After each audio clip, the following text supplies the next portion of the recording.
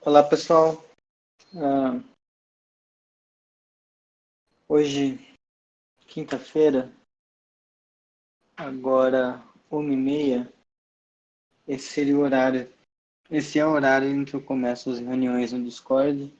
E hoje seria o dia de Álgebra 2, mais um dia. Bom, como a minha chantagem anterior sobre eu só fazer novos vídeos se eu tivesse algum tipo de feedback não rolou, eu vou fazer vídeos do mesmo jeito, mas gostaria de deixar claro que eu estou fazendo só porque eu quero, porque eu gosto do assunto, tá? Eu já desisti de qualquer, qualquer outra coisa. Claro que isso pode ser momentâneo e depois eu volte a ter fé, mas enfim. Ah, hoje vamos falar sobre ideais e quocientes, certo? Eu gosto de introduzir essas duas coisas juntas na, quando a gente vai falar, pelo menos no contexto de álgebra 2. Não que eu sempre faça isso, já que essa é a primeira vez que eu estou ministrando álgebra 2, mas enfim. Ah, espero que dê certo. Eu devo ter tirado isso de alguma referência de álgebra estrangeira, mas eu não lembro qual foi. Às vezes pode ter sido de alguma thread no Stack Exchange. Infelizmente eu perdi a referência do lugar que eu posso ter visto que faz assim. Ah, mas talvez eu possa ter tirado da minha cabeça. Não sei. Então, se alguém conhecer algum lugar que faz desse jeito, uh, eu aceito como referência para isso, porque sim. Então, a gente começa com um anel. A gente começa com um anel A, comutativo.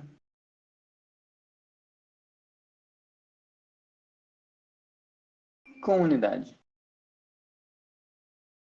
Não que seja necessário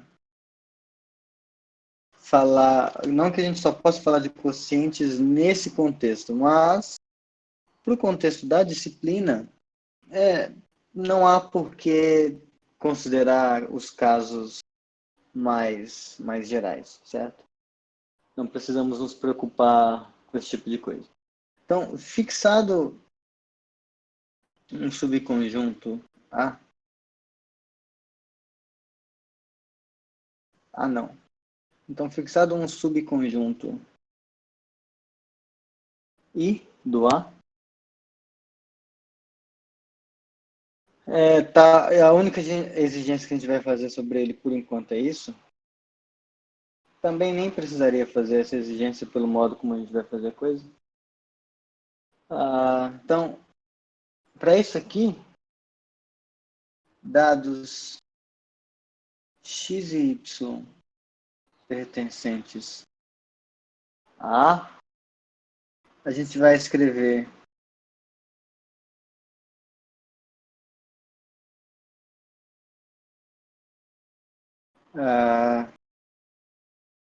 a gente vai escrever isso aqui, x tio y, para indicar isso aqui.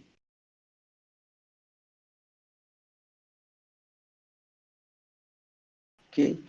Então, em outras palavras, a gente está definindo o significado dessa concatenação de símbolos de x, tio y. É a relação binária, né? Tal que x e y estão relacionados dessa forma, C e somente C.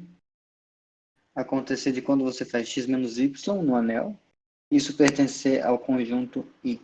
Okay? Por enquanto, isso aqui é só uma relação binária. Tá? Então, é só uma relação binária.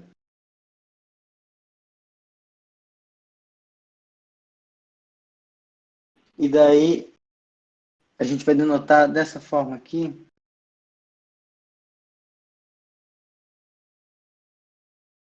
Para um x pertencente a fixado, a gente vai denotar assim, x barra, como sendo o conjunto de todos os w's que pertencem ao anel, tais que x está relacionado com w. Okay? Essa notação, ela vai denotar, assim, dando spoiler do que a gente vai fazer, ela vai denotar a classe de equivalência do x quando isso aqui for uma relação de equivalência. Só que em outros contextos, por exemplo, quando a gente estiver trabalhando só com um quociente, que já a gente vai saber o que é isso, a gente não tem perigo de escrever assim, x barra. Só que em outras situações, quando tiver risco de confusão, a gente pode escrever assim, x mais i também, que faz sentido essa notação, mas quando for o caso, eu discuto ela. Por enquanto a gente vai escrever assim, porque é mais simples, tá? Mas é um outro jeito de denotar esse cara em contextos em que a gente já sabe que é quociente, tá? Mas então, tendo o x fixado denotando esse subconjunto assim, a gente vai considerar isso aqui, que a gente vai escrever assim,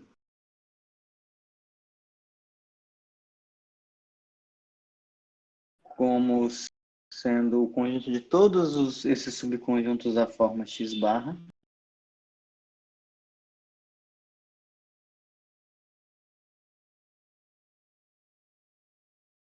E daí a gente vai considerar essas novas relações, que eu vou denotar com símbolos diferentes. A gente vai escrever isso aqui,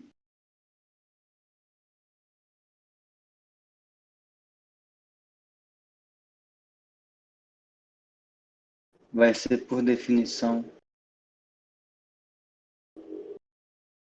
isso aqui,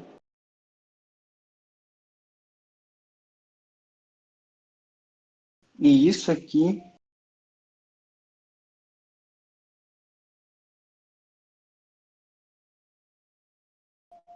vai denotar esse negócio aqui.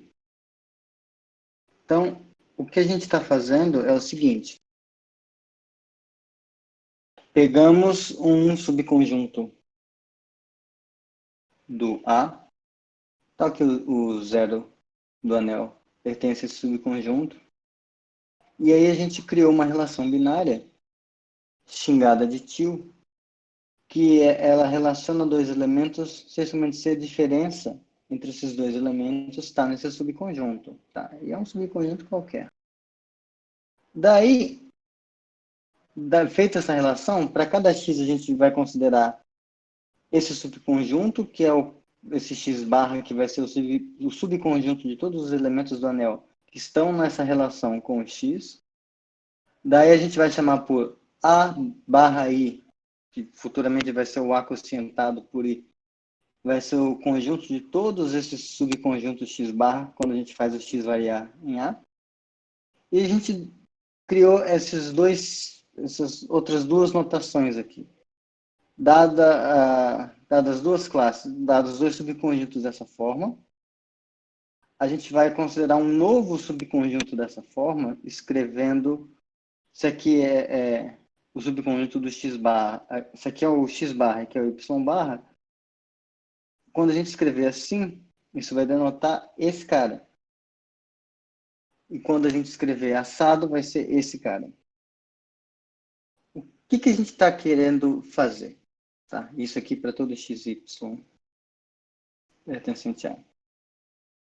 O que a gente gostaria de garantir é que, como o símbolo sugere, a gente gostaria que isso aqui fosse uma operação nesse conjunto aqui. E isso aqui a gente gostaria que fosse uma operação nesse conjunto aqui. Agora, o problema do que a gente está fazendo é que, por exemplo, é que essa notação aqui, ela é só um atalho, tá? Porque, a rigor, quando a gente escreve esse A barra I, a gente poderia ter escrito assim. Ele é o conjunto de todos os Zs, tais que existe um X que pertence a A, tal que esse X, esse Z, é igual a um X barra. O que eu quero dizer com isso é o seguinte. Se a gente pega um Z nessa coleção, poderia ser o caso. Então, tem que existir um X tal que quando você faz o X barra, dá o Z. Só que poderia ser o caso de que existisse um outro X', tal que o X barra também é igual ao Z. Qual o problema disso? Bom, quando a gente leva isso em consideração para fazer essa definição aqui, então vejam que eu estou querendo fazer uma operação nesse A barra I. Então é como se eu estivesse pegando um Z, aí eu quero operar ele com um outro Z'. Aí para isso, a gente, observa o seguinte, esse Z, ele é da forma X barra para algum X. Então, a gente vai pegar esse X e fazer isso. Aí a gente faz o mais, e esse Z', ele tem um Y', ele tem um Y, tal que quando você faz o Z', ele é esse Y barra. E a gente vai, escolhe esse Y e fala, bom, a operação desses dois caras é isso aqui. O problema é que poderia haver outros. Poderia haver. A gente não tem garantia ainda de que, por exemplo, poderia existir esse X' que também faz isso e poderia existir um Y' que também faz isso, de modo que uma pessoa que está seguindo esse algoritmo, digamos assim, para definir a operação aqui dentro, ele poderia muito bem ter escolhido esse X' e esse Y'. Então, isso aqui também teria que acontecer. Então, ele teria o direito de fazer isso. E aí, com a quantidade de informação que a gente tem até agora, não há razão para acreditar que esse negócio aqui seja igual a esse negócio aqui. Em outras palavras, quando a gente faz isso aqui, a gente está definindo uma relação binária que pode vir a não ser uma função. E a gente precisa que seja uma função, porque senão as coisas não funcionam tão bem quanto a gente gostaria. Porque a coisas simples como argumentos do tipo soma dos dois lados, subtrai dos dois lados, essas coisas estão secretamente usando o fato de que formalmente operações são, em particular, funções. Então, a gente precisa garantir que esse tipo de coisa aqui acontece, tá? Então, como a gente faz isso? Ou melhor, o que a gente precisa impor sobre o I para que esse tipo de coisa aconteça? Então, tá uma definição aqui. Opa, tá amarelo. Agora está branco. Uma combinação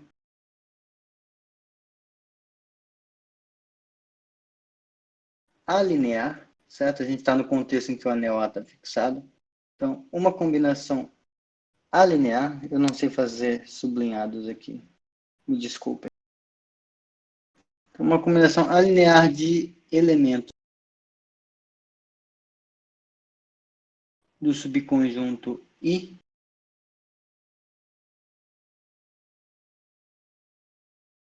é um elemento A no anel A,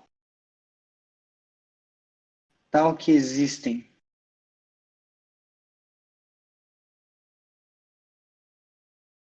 um certo número natural N, elementos x0 até xn pertencentes ao subconjunto I e elementos do anel α0 até αn pertencentes ao anel A,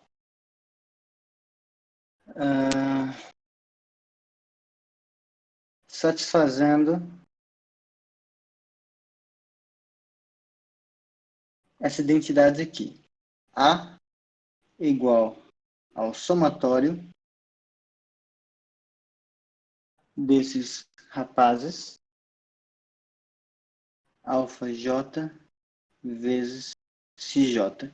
Isso aqui é simplesmente é uma abreviação para você escrever α0 x0 mais tararã, α1, opa, α1, αn xn, certo? Então, uma combinação linear, alinear de elementos de I é uma coisa dessa forma, é uma soma finita de múltiplos escalares de elementos de I.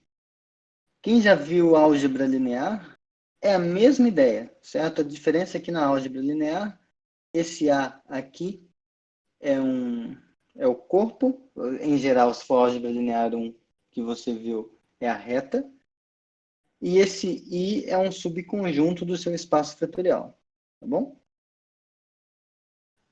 Mas a ideia é a mesma. Então, temos aqui uma combinação linear, certo? O linear diz respeito ao grau, digamos assim, do polinômio que secretamente está induzindo isso. É um polinômio linear, todas as coisas têm grau 1. Tá? Tem também interpretações geométricas de que quando você plota coisas assim, são gráficos lineares, só que, enfim, isso não é geometria. Então, dizer, agora que a gente já sabe que é uma combinação alinear, então, dizer que I é fechado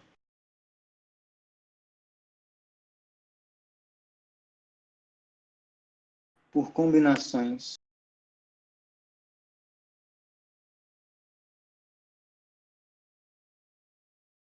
alineares significa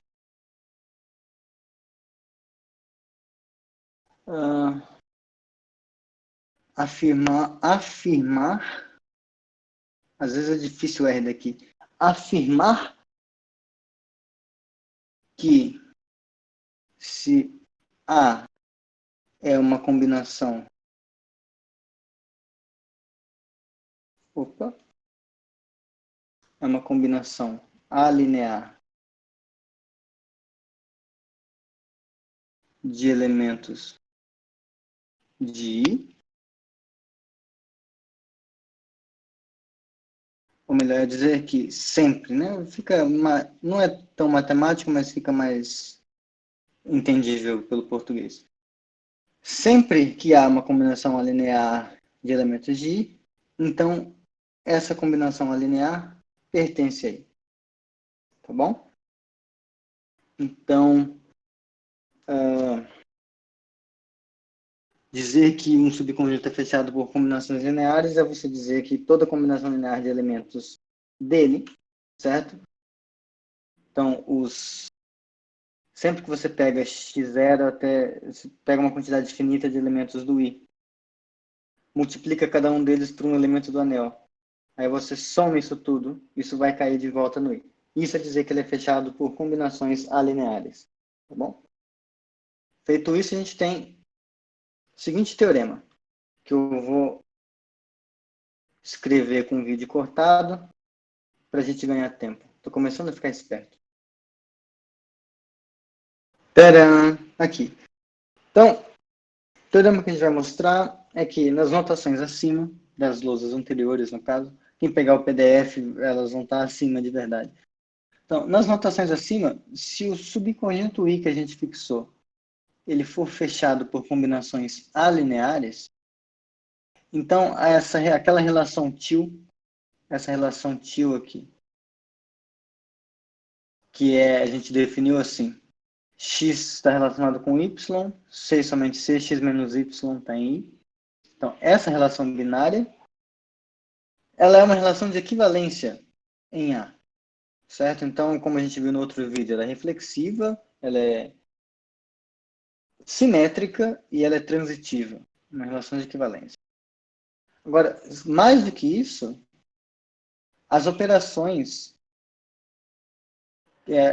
aqui eu escrevi do jeito que o algebrista gosta, as operações mais e ponto com quadradinho estão bem definidas, certo?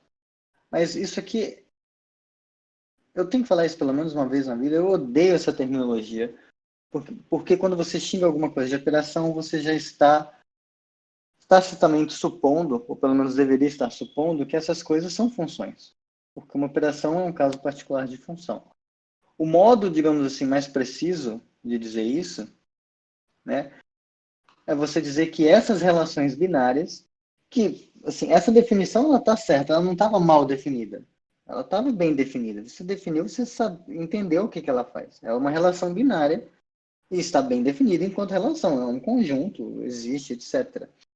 Mas o que a gente vai mostrar é que quando o algebrista fala a operação está bem definida, ele quer dizer que essa relação binária determina, de fato, uma função. No sentido de que se você pega... no sentido de que um mesmo par ele vai estar associado somente a um bichinho aqui no contradomínio. Como esse bichinho ele pode ser escrito de maneiras diferentes, a depender de quem a gente escolhe para representar aqui, né, que a gente tinha feito. De modo a quem a gente escolhe para representar o Z e quem a gente escolhe para representar o Z', isso aqui vai significar a gente mostrar o seguinte.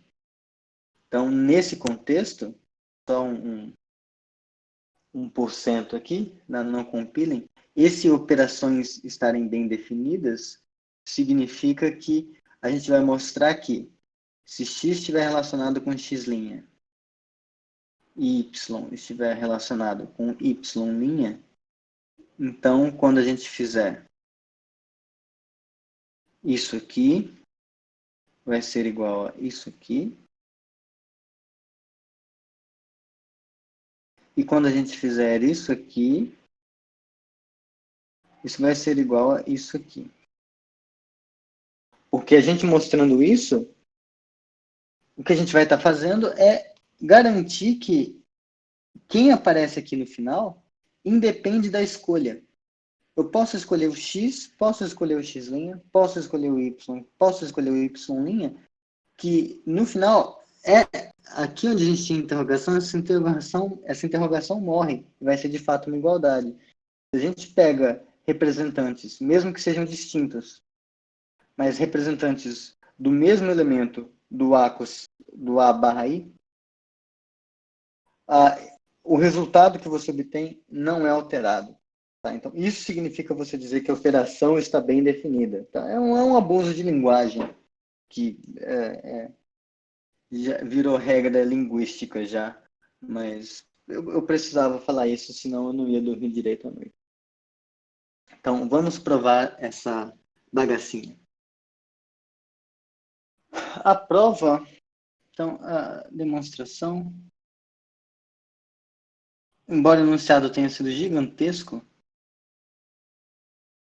a demonstração é mais simples do que nada do que eu gostaria. Porque, bom, a primeira parte, vamos ver. Mostrar que isso aqui é uma relação de equivalência. Então, a gente não tem muita escolha, a gente já sabe o que é uma relação de equivalência. Então, não é como se a gente não soubesse por onde começar. A gente sabe o que a gente tem que fazer. Tem que mostrar que a relação é reflexiva. A gente tem que mostrar que ela é simétrica, e a gente tem que mostrar que ela é transitiva.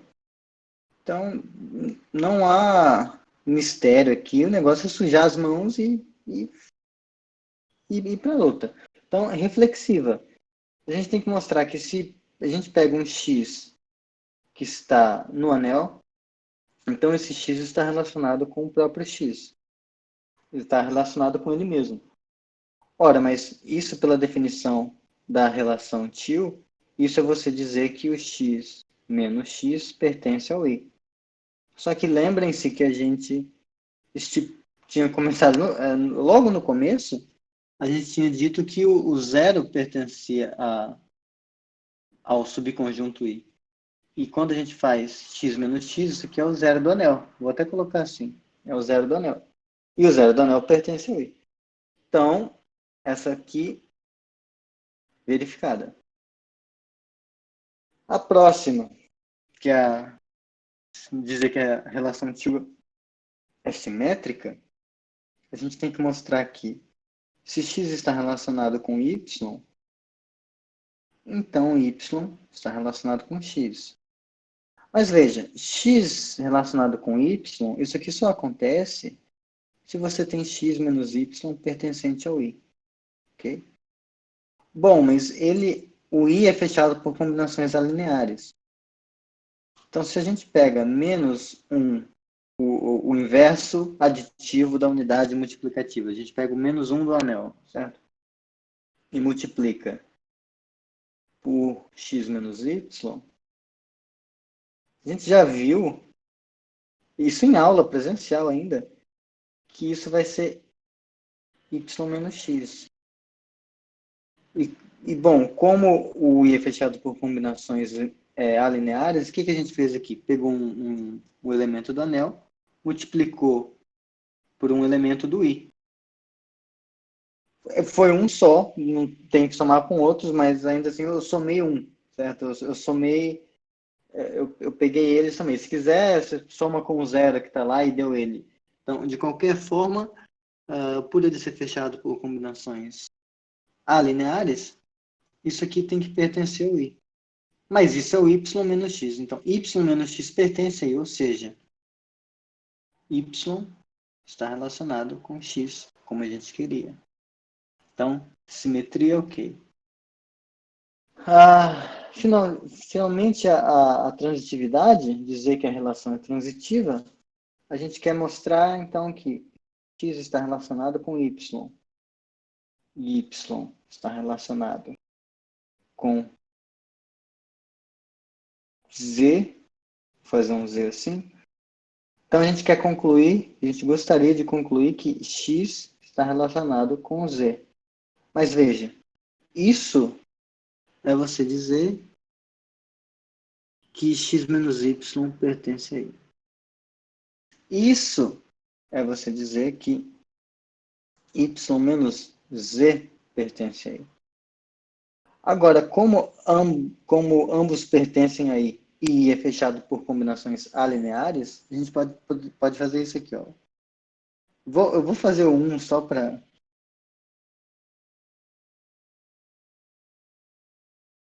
ficar no formatinho da definição de combinação alinear. A gente pode fazer isso. Quando a gente soma isso, vai cancelar esse com esse. Isso vai dar para a gente x menos z. Bom, mas I é fechado por combinações alineares. Então, ele pertence aí, mas isso é exatamente o que a gente queria. Tá? Então, vejam que para ser uma relação de equivalência, a gente nem precisa de tanta coisa. A gente nem precisa que o I seja fechado por combinações alineares. A gente precisaria só que o... ainda... Cadê? Yellow. A gente só precisaria que o zero do anel tivesse no I. Isso aqui garante para a gente a reflexividade. A gente precisaria garantir que se x pertence a I, então menos x pertence a I. E para transitividade, a gente só precisa que se x e y pertencem aí, então x mais y pertence aí. Então, dá para fazer quocientes com coisas. Dá para garantir que esse negócio é uma relação de equivalência pedindo bem menos. Aí, só antes da gente prosseguir, deixa eu puxar uma observação na outra lousa. Então, observação. Então, não, eu vou deixar essa observação para depois. Vou continuar a demonstração, senão vai ficar muito cortado. Mas, enfim. Então, a gente, voltando ao roteiro. A gente mostrou que tio é uma relação de equivalência em cima do A. Agora, a gente vai mostrar que, abre aspas, as operações quadrado mais e quadrado ponto estão bem definidas. Então, para fazer isso não vai ser... Vai ser essencialmente tão complicado quanto o anterior. Eu vou fazer um para vocês verem. Ó, vamos lá. Então, se... tá em amarelo ainda esse negócio. Se x está relacionado com x' e y está relacionado com y', a gente gostaríamos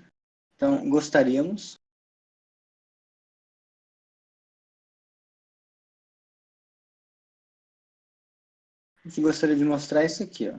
É onde a gente gostaria de chegar com essas duas informações. Quando a gente faz x mais y, quando a gente considera isso aqui, que agora a gente tem... aliás, ó, agora a gente tem o direito de chamar esse negócio... Cadê? A gente tem o direito de chamar esse x barra de classe de equivalência do x, porque ele é o conjunto de todos os elementos do anel que são equivalentes ao x. Então, agora a gente pode xingar isso aqui de classe de equivalência. Tá? Do modo como a gente xingou no vídeo anterior. Classe de equivalência de x. Então, ok. A gente quer mostrar que a classe de equivalência do x mais y vai ser igual à classe de equivalência do x' mais y'. Só que, como é uma relação de equivalência, isso aqui se reduz a gente mostrar isso. Essa igualdade entre classes de equivalência ocorre se e somente se esse cara está relacionado com esse cara.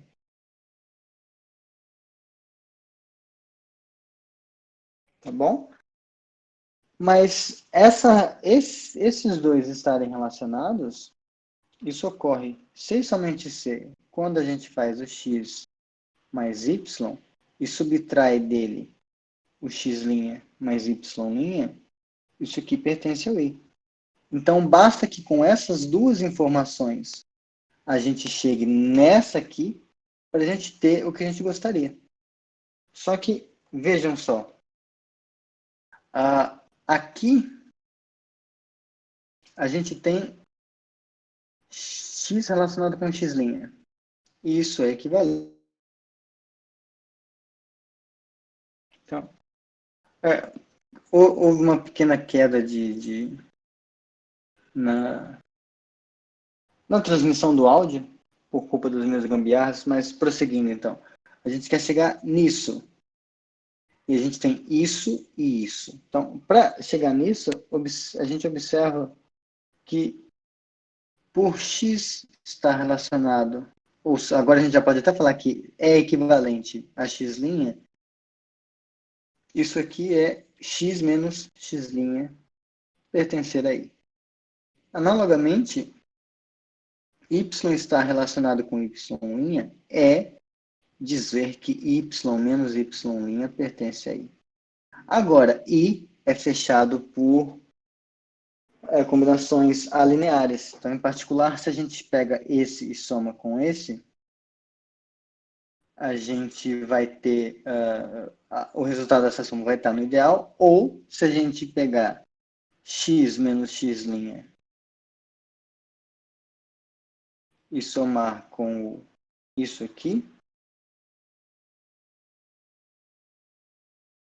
tá? Aliás, eu já podia ter usado que a relação é reflexiva para não fazer esse negócio e simplesmente somar.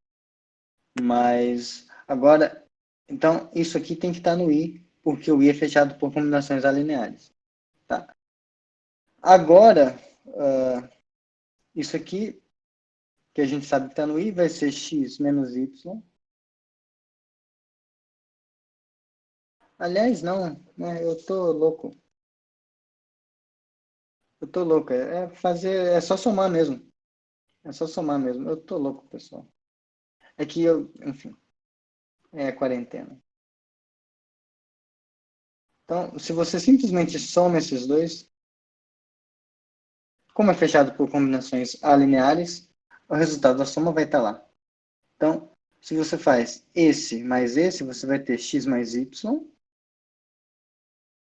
e vai ter menos x menos y, menos x' menos y'. Só que esse cara você reescreve como sendo x mais y menos x' mais y'. E isso aqui tem que estar no ideal. Opa, spoiler do nome. Tem que estar no subconjunto I porque ele é fechado por combinações alineares. Tá bom?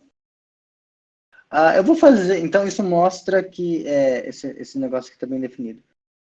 Eu vou fazer também a da multiplicação, porque é na multiplicação que aparece onde a gente precisa que o I seja fechado pelo produto de...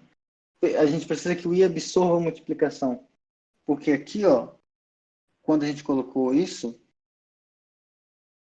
poderia dar a entender que para o que a gente quer fazer, bastaria exigir que se alguém está no I, então o oposto, o simétrico aditivo dele também está.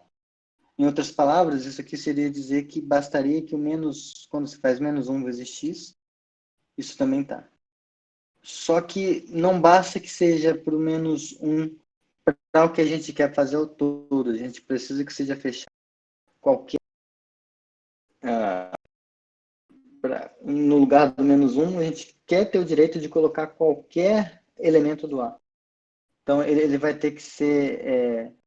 ele vai ter que ter a propriedade total de ser fechado por combinações alineares, tá? Que vai ser equivalente à condição usualmente chamada de... Que costuma se chamar esse I de ideal, mas a gente vai chegar lá. Então, a gente fez essa parte aqui. Então, isso mostra que a operação com... Então, isso mostra para a gente que esse cara está bem definido.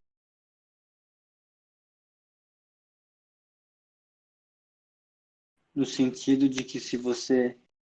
Para você obter o resultado do que é isso aqui, você não precisa especificamente pegar o x e o y. Você pode trocar por um x' e um y', tal que o x' seja equivalente ao x e o y' seja equivalente ao y, e os resultados vão ser os mesmos. Tá? Então, isso dá para a gente que esse negócio está bem definido.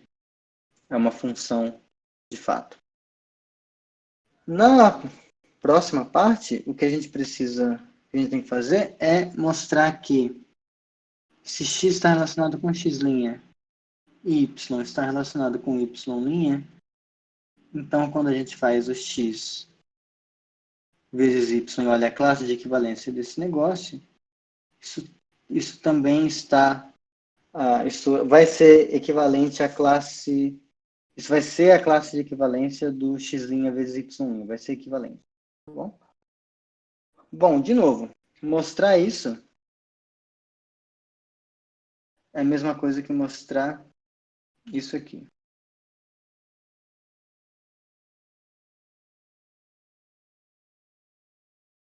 A gente gostaria de mostrar que, ou melhor, deixa eu fazer devagarinho. A gente gostaria de mostrar que esse cara é equivalente a esse cara, que é isso. Só que pela definição da relação til, isso é você ter xy menos x' y' pertencente a i. Agora, é aquele pulo do gato, né, que sempre tem em alguma disciplina matemática, e aqui não vai ser diferente. De que truque eu estou falando? A gente vai usar o truque do somar zero, tá bom?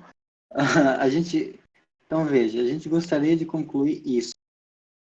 Então, nós gostaríamos que com esse par de informações, com isso e isso, a gente gostaria de chegar nisso. Só que a gente não vai chegar exatamente nisso. Observa que, então, note que esse xy menos x' y' tem um jeito muito mais interessante no momento para a gente expressar ele, que é assim, ó.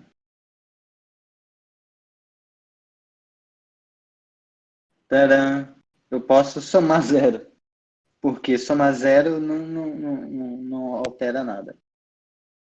Bom, agora, esse zero eu posso escrever de uma outra forma. Então, a gente pode escrever esse zero, deixa eu repetir essa parte. Então, esse zero a gente pode escrever de várias formas diferentes. Em particular, a gente pode escrever assim. Nota que, claro, aqui o que eu estou fazendo é somar. Lembra? A gente tinha combinado essa notação que quando a gente escreve A menos B, é um atalho para A mais menos B. Então a gente pegou isso e somou o oposto, o simétrico aditivo dele, então tem que dar zero. Só que a gente não vai escrever assim, a gente já passou dessa fase. A gente vai escrever assim. Aí agora, o que a gente faz é deixar coisas úteis em evidência. Então vejamos. Tem muito x' aparecendo aqui. Então vou deixar algum x' em evidência. Vou pegar então x', x' vezes y menos y'. Agora o que tem aparecendo muito aqui é y. Então vou deixar o y em evidência.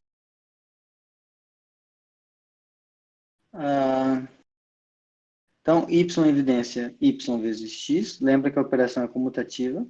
Então, y vezes x. Tarará, tarará, tarará, menos x'. Então, a gente pegou, quando deixou esse aqui em evidência, a gente pegou esse e esse. Quando deixou esse y em evidência, a gente pegou esse e esse. Então, a gente reexpressou tudo dessa forma. Agora, vejam só. Y menos y' pertence a i por conta disso. X menos x' pertence a i por conta disso.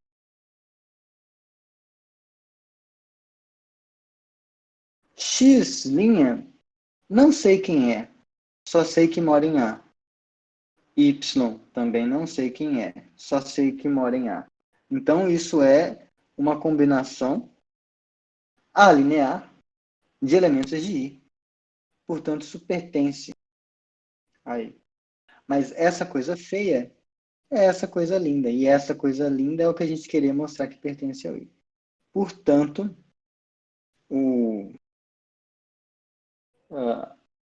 a operação, a relação binária que a gente definiu assim, ela está bem definida no sentido de que quando a gente escreve isso,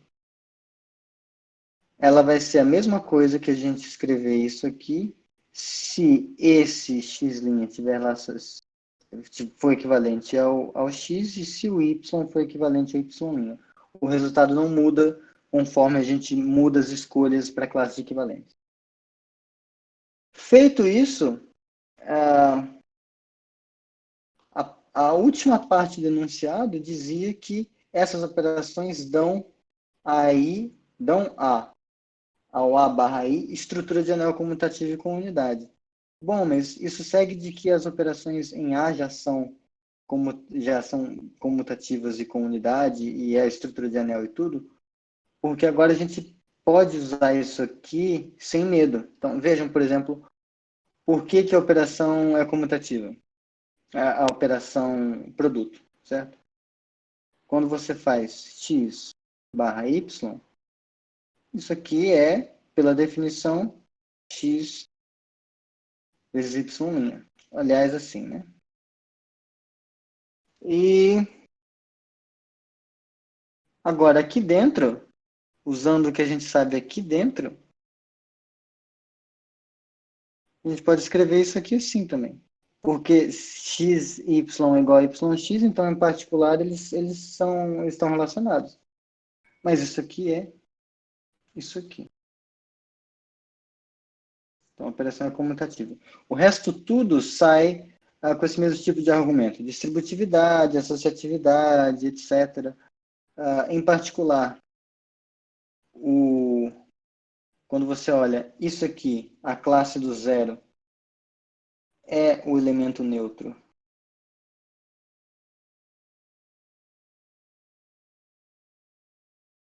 Elemento neutro desse negócio aqui, que agora a gente já pode chamar de soma.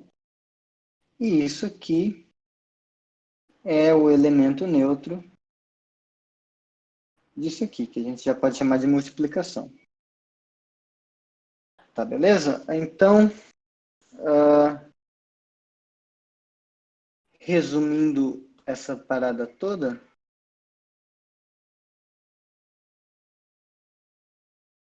esse A sobre I é chamado de anel quociente. Eita, o que eu fiz? Voltou.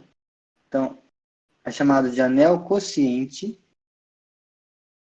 de A por I. Tá bom? Também escrevem assim às vezes, tá? Ou assim. Essas duas notações são as usuais, tá? Então, por I. A gente viu que para esse anel quociente fazer sentido, se o subconjunto I é fechado por combinações alineares, então a gente consegue fazer isso. Só para fechar, para a gente ver que essa coisa é redondinha, então, um subconjunto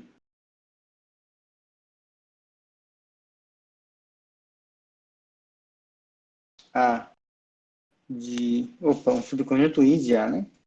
Um subconjunto I de A é chamado de ideal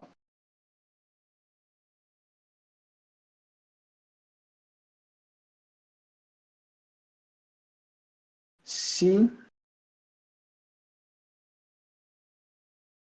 I for fechado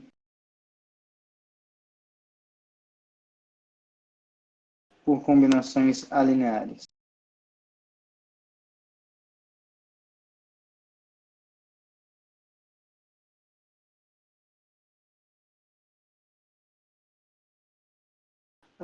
Equivalentemente, eu vou deixar aqui como um exercício barra sugestão, mas é só uma questão de olhar o que é ser fechado por combinações lineares e trabalhar por indução. Então, um subconjunto I diferente de vazio, né? e diferente de vazio. Tá? Nota que ele ser fechado por combinações lineares vai garantir que o zero está dentro dele. Que eu, por algum motivo, acrescentei como condição inicial, mas não precisava. Porque vai sair por ser fechado por combinações lineares. Então, um subconjunto I diferente de vazio, ele é ideal? Se somente C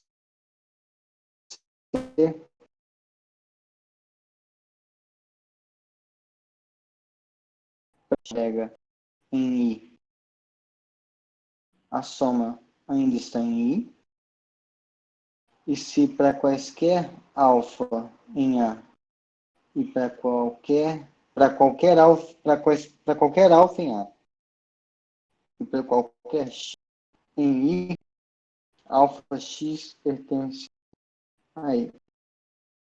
É claro que se o I é fechado por combinações alineares, ele vai satisfazer essas duas condições. Essa e essa. Mas se ele tem essas duas, então, por indução, você mostra que combinações alineares, ele vai ser fechado por combinações alineares. Beleza? Então, só uma curiosidade, tá bom? Que era aquela observação que eu ia fazer no começo. Então, observação.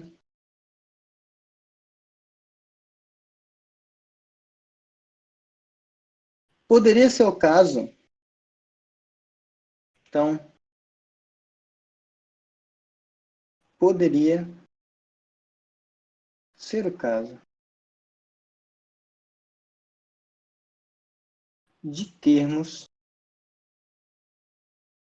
uma relação de equivalência, certo? Não, não sei se todo mundo já parou para se perguntar isso. Então, poderia ser o caso de a gente ter uma relação de equivalência, vou xingá-la assim, no anel A, certo? Mas eu não vou descrever quem é essa relação de equivalência, tá?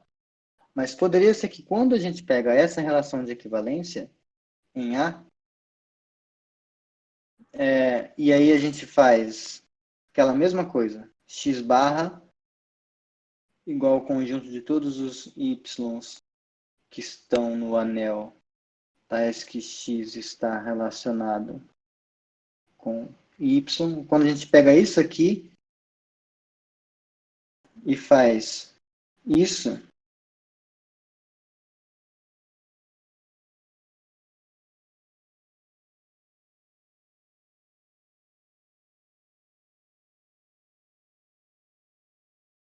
a gente poderia definir assim. Opa. A gente define da mesma forma as operações. Tá? A diferença é que aqui a gente não sabe, a princípio, quem é a relação de equivalência, como ela é definida.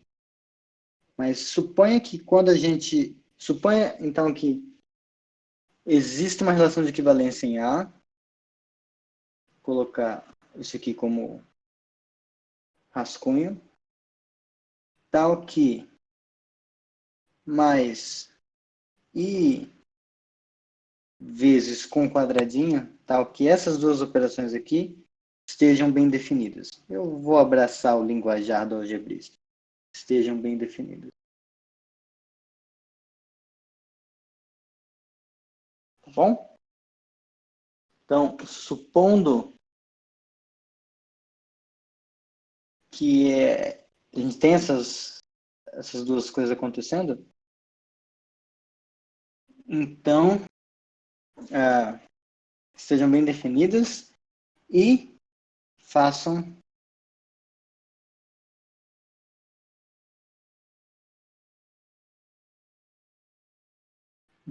do quociente de A por essa relação, o conjunto de todas as classes de equivalência, e façam disso aqui um anel comutativo com unidade. Um anel comutativo com unidade. Então, dá para mostrar que a gente vai ter que x vai estar relacionado com y nessa relação de equivalência, C e somente C. Quando você faz x menos y, isso aqui pertence à classe do zero, certo? E esse zero é um ideal de A. Então, em outras palavras, quando a gente exige que o I, aqui no nosso teorema, quando a gente exige que ele seja um ideal para fazer isso, a gente não está sendo restritivo. A gente está simplesmente pegando todas as classes de equivalência que poderiam ser consideradas de modo a que, quando a gente define as operações dessa forma, essas operações façam do animalzinho do quociente um anel comutativo. Então, essa restrição, essa imposição do I ser um ideal, ela não é restritiva, digamos assim. Se a gente está num contexto onde a nossa relação de equivalência torna essas operações aqui bem definidas, então, necessariamente, é porque essa relação de equivalência ela já ela é oriunda de um ideal. Então, você exigir que seja um ideal para começo de conversa, você está simplesmente acatando o desenrolar natural das coisas. Tá bom? Ficou grande demais esse negócio. Eu me empolgo quando vou falar de quociente. Mas aí, num próximo vídeo que eu venho a fazer, te dá uns exemplos de anel quociente, fala da projeção canônica, fala da propriedade universal, que é muito importante. E aí fala de ideais primos maximais e como eles se relacionam com corpos e domínios por meio da operação entre aspas, por meio da operação de quociente. É isso, pessoal. Falou, obrigado pela atenção e até a próxima.